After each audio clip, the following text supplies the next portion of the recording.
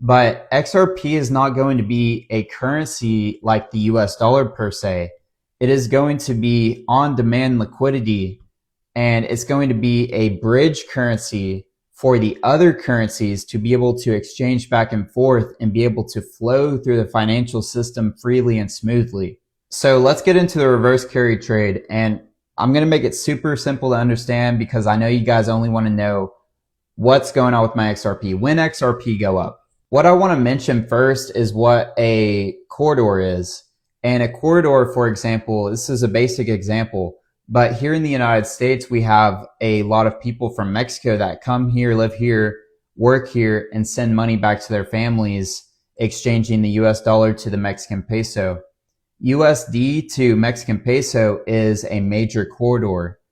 The United States dollar to Japan yen is also a major corridor.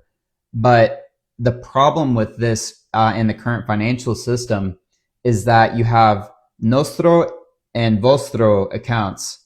And on the exchanges, you have to front run the liquidity from both sides. So the United States side of the exchange has to front run the liquidity with a lot of US dollars. And the Mexican peso side of the exchange, for example, has to front run a lot with the Mexican peso to complete that exchange.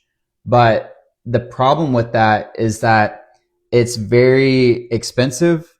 It takes a long time to send the money and it creates bottlenecks. And you guys are going to see here in a second why this is such a huge deal with the reverse carry trade and Japan. With the reverse carry trade, traditionally investors were able to borrow very cheap Japanese yen at 0% or -%. So they are basically getting paid to invest in the Japanese yen.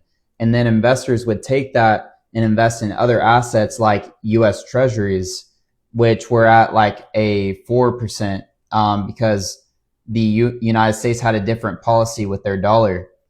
But over the past week, we have seen the Japanese yen go up above 1% for the first time since 2008. Simultaneously, we are seeing the United States end quantitative tightening. This is basically the beginning of the reverse carry trade sending shockwaves throughout the system because now investors are no longer as profitable taking loans out in Japanese yen and investing in United States assets. So they're going to start retracting and start wanting to pay off their debt and their loans in Japanese yen.